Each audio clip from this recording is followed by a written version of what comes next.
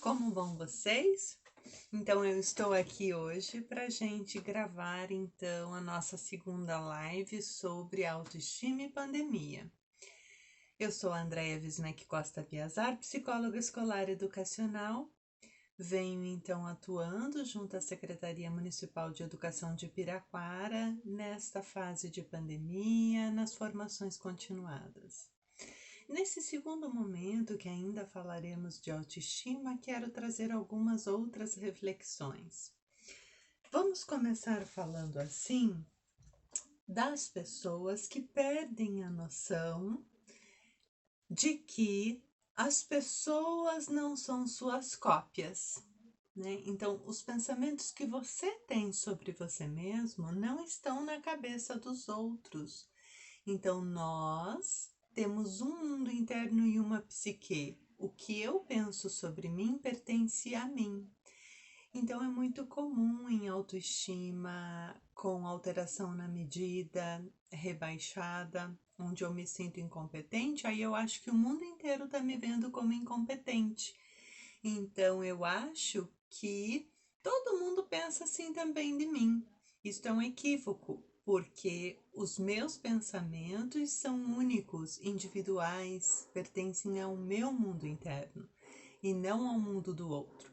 Essa é a primeira reflexão dessa nossa segunda live. Perceber que a gente não pode achar que os outros são nossas cópias. Não são. E o contrário é válido. Quando eu acho que o que eu fiz, a minha produção é muito boa, é ótima, pode ser que muitas outras pessoas não vejam isso de mim, que elas pensem diferente. Ok, tá tudo bem. Então, o meu pensamento pertence a mim, o pensamento do outro pertence ao outro. Ninguém é cópia de ninguém. Isso ajuda a diminuir as expectativas, a entender que o processo de autoestima não pode estar relacionado aos pensamentos das pessoas. Segunda concepção é que eu não posso colocar minha autoestima atrelada a influências tecnológicas, né? A questão de que na tecnologia, nas redes sociais, há um apelo à beleza, tenha um tipo de corpo, receba tantos likes. Você só é importante se você for seguido no Instagram por tantas pessoas. Então, se você faz esse movimento de depositar em rede social a valoração a você, isso é uma grande bobagem. Porque a autoestima é muito mais ligada ao amor por si mesmo, ao valor que você dá a você e não ao que os outros dão.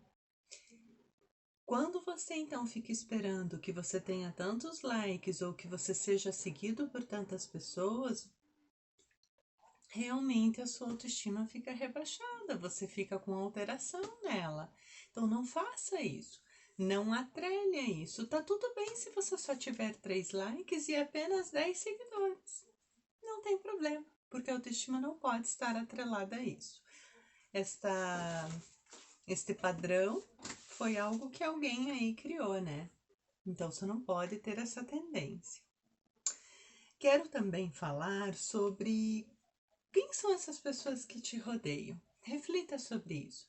Você está sempre rodeado de pessoas que ficam lembrando de como você é feio? De como o que você faz está errado sempre? Que você é sempre o incapaz? Ou você está rodeado de pessoas que te qualificam, que te elogiam, que te colocam para cima?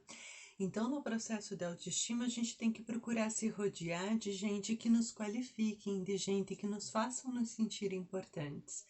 Porque quando a gente só está rodeado de gente desqualificadora, a gente vai se anulando, vai se sentindo pequenininho, não consegue fortalecer-se, né? Então, isso é muito importante para pensarmos.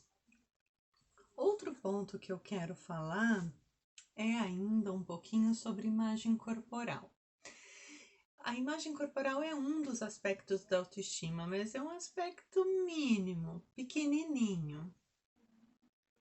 Se você fica muito atrelado à imagem corporal, ai, essa estriazinha, ai, essa unha do mindinho, ai, esse fio branco, ai, essa roupinha desse jeito, ai, eu não posso sair porque eu não fiz a sobrancelha.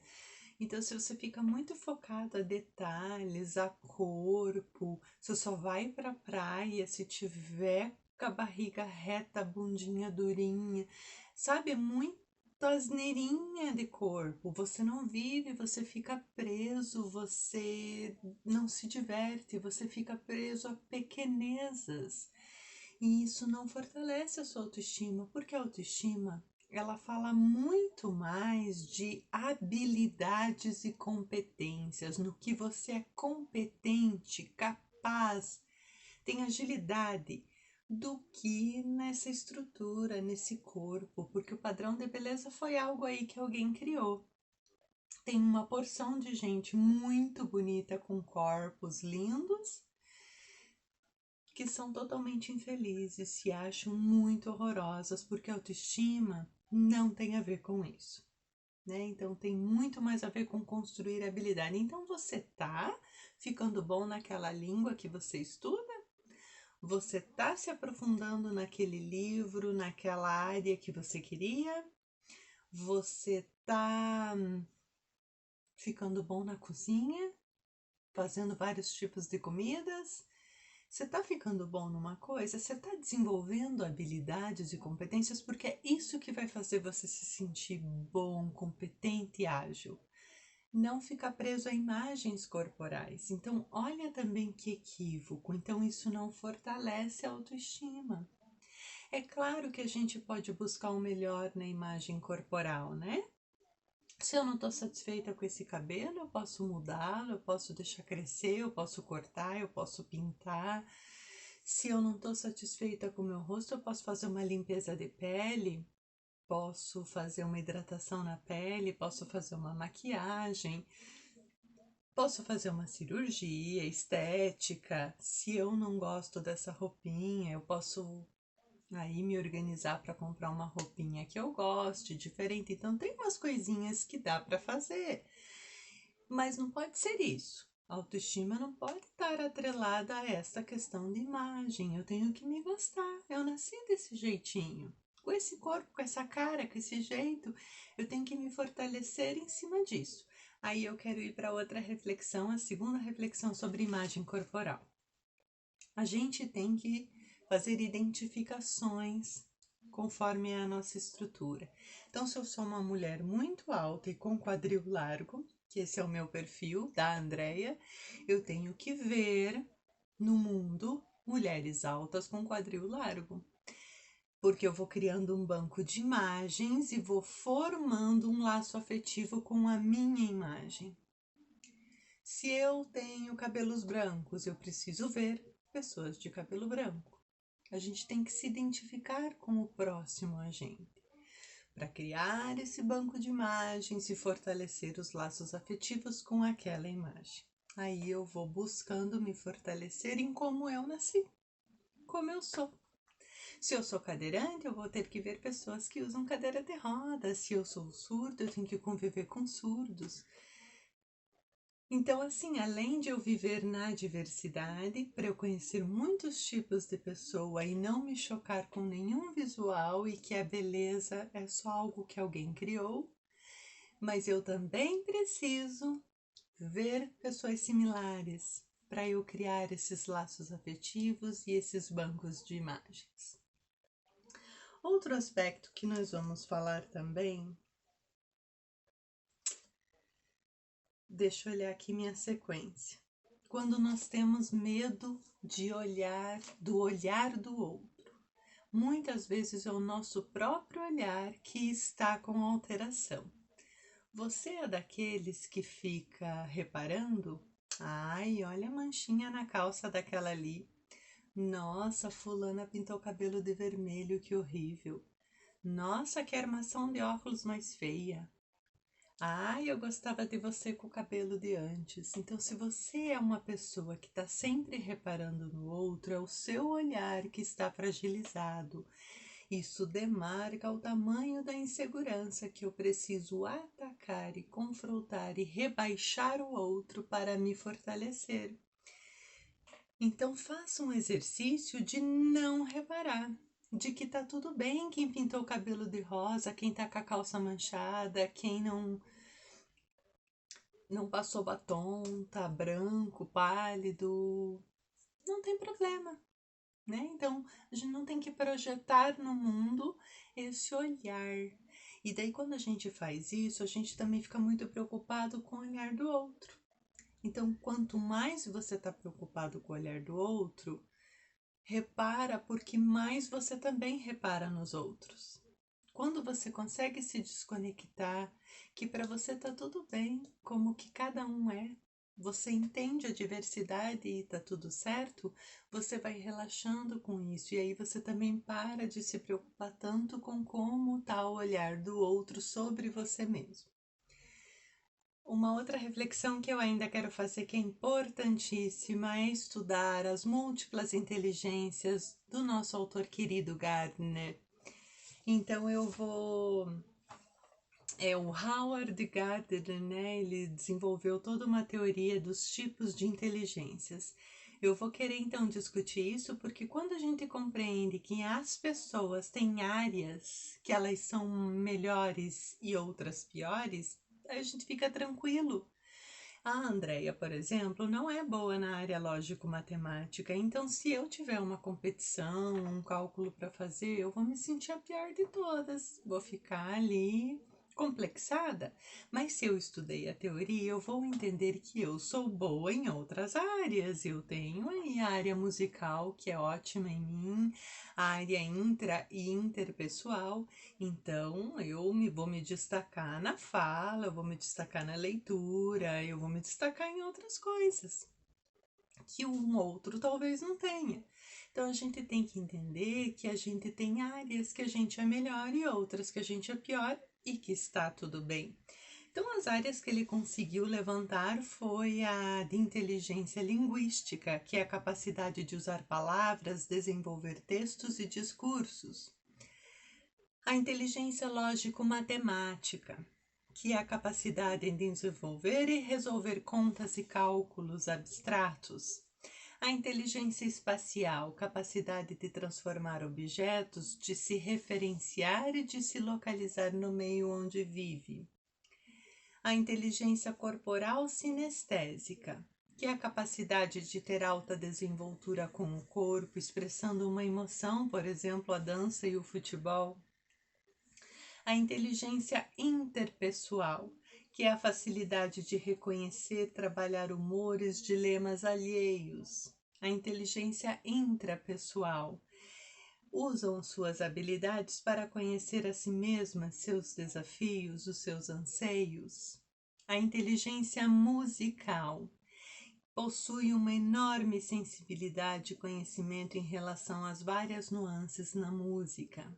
E a inteligência naturalista, capacidade em compreender diversas coisas da natureza, os animais, clima, vegetação, alimentação. Essas são então algumas das inteligências do Gardner e é bom a gente conhecê-las, saber quais são as nossas fortes e que tá tudo bem a gente estar bom em alguma área e não em outra. Então, se eu estiver num contato com outras pessoas, no mundo social, e a outra pessoa é boa naquilo e eu não sou, eu não vou me sentir incompetente e pequeno, porque eu vou entender que eu tenho outra habilidade. A gente pode desenvolver várias ao longo da vida, mas sempre teremos aquela em que a gente se destaca mais. Quero também ainda falar sobre praticar autocuidado, né? Então, ajuda bastante a desenvolver a autoestima, praticando autocuidado durante a nossa semana, durante a nossa vida. O autocuidado tem o físico, o emocional, o social e o mental. Então, o físico já sabemos que é aquele tripé: alimentação, sono e atividade física. O emocional é cuidar das emoções, fazer terapia, conversar, chorar, escrever um poema, enfim, né? O social, ter relações sociais, trocas, conversas, videochamadas, interagir com pessoas. E o mental, cuidar dos processos intelectuais, mentais, estudo, trabalho, cursos, habilidades. E o último aspecto, para encerrarmos nossa segunda live sobre autoestima, Não deixe de fazer coisas por julgamentos dos outros. Eu fico muito preso ao que vão pensar de mim e aí eu não faço aquilo que eu queria por medo do comentário, do olhar do outro. Isso prende, amarra. É muito importante que a gente faça as coisas. Eu quero muito conhecer sobre determinada religião, por exemplo, candomblé, umbanda, espiritismo ou sei lá o que, e eu não vou porque vão comentar, vão falar. Ai, eu não vou pintar o meu cabelo assim de laranja porque vão falar de mim. Ai, eu não vou fazer essa maquiagem carregada porque falarão de mim. Tô aqui para dizer que sempre vai ter gente insegura que desqualifica o outro para tentar se fortalecer. Sempre haverá um comentário. Mas o que o outro pensa está na psique dele. Eu tenho que fazer coisas. Lembra que para construir autoestima a gente tem que experimentar coisas? Eu tenho mesmo que pintar o cabelo de laranja para ver se eu vou gostar. Eu tenho mesmo que conhecer lá um banda para eu saber se eu vou me identificar. Eu tenho mesmo que pintar a cara bem carregada para saber se eu vou me dar bem com isso. Então, eu não posso ficar preso ao que o outro vai achar, porque eu me prendo, eu me privo e eu não trabalho o meu amor próprio. Portanto, me coloco sempre inseguro e sempre no olhar do outro. Encerramos por aqui, um grande abraço, fiquem bem.